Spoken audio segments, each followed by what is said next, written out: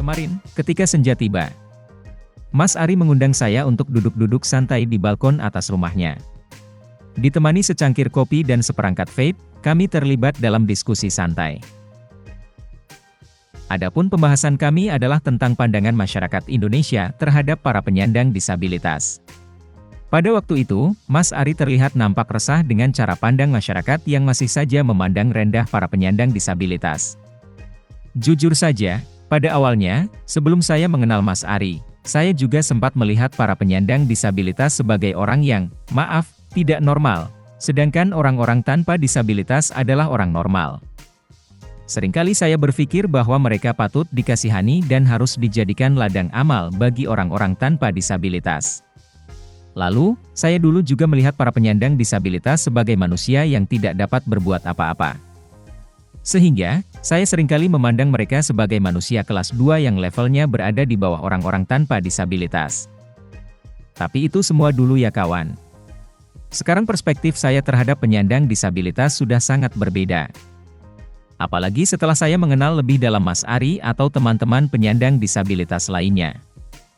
Nah, hasil diskusi kemarin sore adalah Mas Ari meminta saya untuk mulai membangkitkan kesadaran masyarakat lewat channel ini. Mas Ari berpendapat bahwa media sosial merupakan salah satu cara terbaik untuk menjalankan kampanye kesadaran disabilitas. Kenapa kampanye kesadaran disabilitas ini penting? Promosi kesadaran disabilitas di tempat kerja dan komunitas sangat penting dalam membangun masyarakat di mana penyandang disabilitas dihargai dan disertakan. Untuk sebagian besar sejarah, penyandang disabilitas telah mengalami diskriminasi dan stigma, seringkali terutama terkait dengan kesalahpahaman masyarakat tentang kemampuan mereka. Kampanye kesadaran disabilitas melalui channel ini berusaha untuk menantang hambatan budaya dan sikap yang mendarah daging yang melanggengkan diskriminasi ini. Sekarang, selamat datang di sesi kesadaran disabilitas ini. Dalam episode pertama ini kita akan mengeksplorasi konsep disabilitas, definisi dan sejarahnya. Kami akan mempertimbangkan jenis kedisabilitasan atau gangguan yang mungkin berdampak pada orang dan memberi Anda peluang untuk penelitian independen lebih lanjut. Akhirnya, kami akan mengeksplorasi sejauh mana disabilitas mempengaruhi komunitas kita. Sekarang saya akan bertanya kepada Anda. Apa arti disabilitas bagi Anda? Ketika Anda memikirkan kata disabilitas, apa yang terlintas di benak Anda? Apa karakteristik atau sifat pribadi yang Anda bayangkan? Bagi sebagian besar dari kita, persepsi kita tentang disabilitas dan kemampuan sangat dipengaruhi oleh pengalaman hidup kita, keluarga, sikap masyarakat, dan media. Disabilitas pertama-tama dan terutama merupakan bagian normal dari pengalaman manusia. Organisasi Kesehatan Dunia memperkirakan bahwa sekitar 20% dari populasi global mengalami disabilitas.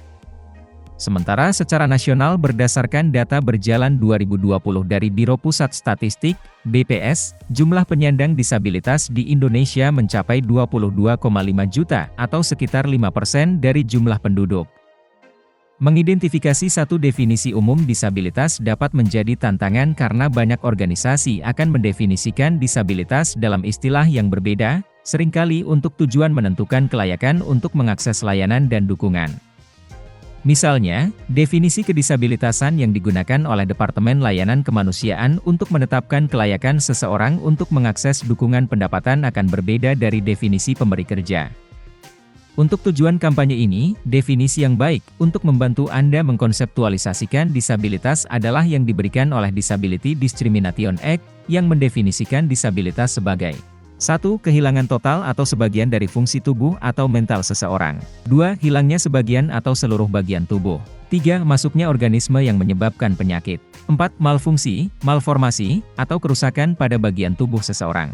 5. Gangguan atau malfungsi yang mengakibatkan seseorang belajar secara berbeda dari orang yang tidak mengalami gangguan atau malfungsi. 6. Gangguan atau penyakit yang memengaruhi proses berpikir, persepsi realitas, emosi, atau penilaian seseorang, atau yang mengakibatkan perilaku terganggu. Dengan demikian, definisi disabilitas ini mencakup berbagai macam gangguan, termasuk penyakit kronis, hambatan fisik dan disabilitas psikososial. Saya rasa cukup sampai di sini dulu kuliah singkat tentang kesadaran disabilitas ini. Saya tidak ingin membuat episode ini terlalu panjang. Takutnya kalian nanti bosan. Pada episode berikutnya, saya akan melanjutkan pembahasan ini dengan tema perspektif tentang disabilitas. Jadi, nantikan episode berikutnya. Jangan lupa tekan tombol subscribe agar kalian tidak melewatkan lanjutan kuliah berikutnya. Saya juga mohon bantuan kalian untuk share video ini agar lebih banyak masyarakat Indonesia yang memiliki pemahaman yang lebih baik terhadap penyandang disabilitas. Terima kasih.